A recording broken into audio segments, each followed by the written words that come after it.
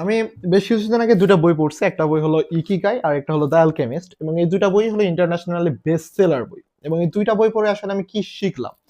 প্রথমত, the alchemist এই বইটা হলো আপনি পার্সোনাল লাইফে আপনার পার্সোনাল জীবনে কিভাবে নিজেকে আরো বেশি উন্নত করতে পারবেন এই বিষয়টা নিয়ে আলোচনা করা আছে। পার্সোনাল লাইফে আসলে কিভাবে সাকসেস হইতে পারো, এই গ্রোথটা কিভাবে হতে পারে এই বিষয়টা নিয়ে আলোচনা করা।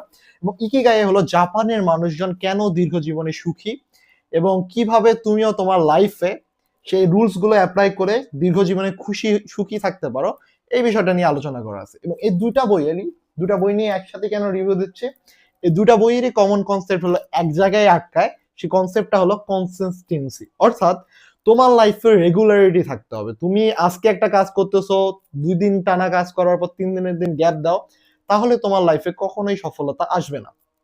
সফলতা তুমি যদি এখন স্টুডেন্ট লাইফে থাকো, ধরো তুমি সপ্তাহে একদিন 10 ঘন্টা পড়লা, পরের দিন 4 ঘন্টা, তারপরের দিন কিচ্ছু পড়লা না, আরেকজন প্রতিদিন 2 ঘন্টা করে পড়তেছে, তার যে গ্রোথটা হবে তোমার গ্রোথ তার থেকে ফার ফার বেটার হবে। এবং শুরুর দিকে তার 2 ঘন্টা পড়া দেখে তোমার হয়তো মনে হতে পারে আমি তো একদিনে 10 ঘন্টা পড়ি, তো তার 5 দিনের সমান, তাহলে আমি একদিন পড়বো, সে 5 দিন পড়বো, এটা সমান, তো আরেকদিন আমি 4 ঘন্টা পড়লেই হয়তো বা হয়ে যাবে। বাট এটা অ্যাকচুয়ালি লাইফে হয় না।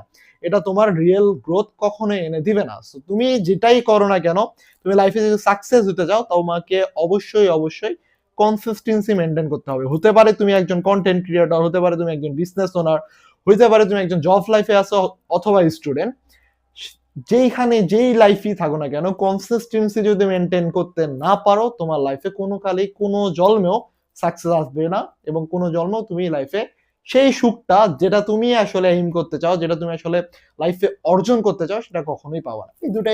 এই মূল বিষয়টাই এই দুটা বইয়ের মূল কনসেপ্ট। তো সময় পেলে অবশ্যই দুটা বই পড়বা, আমার কাছে পড়ে ভালোই মনে হয়েছে, এবং বই দুটা অসংখ্য বেটার মনে হয়েছে আমার কাছে, এবং বেশ ভালো মোটিভেটিং। যদি সময় পাও অবশ্যই আমি রেকমেন্ড করবো এই দুটা বই পড়া।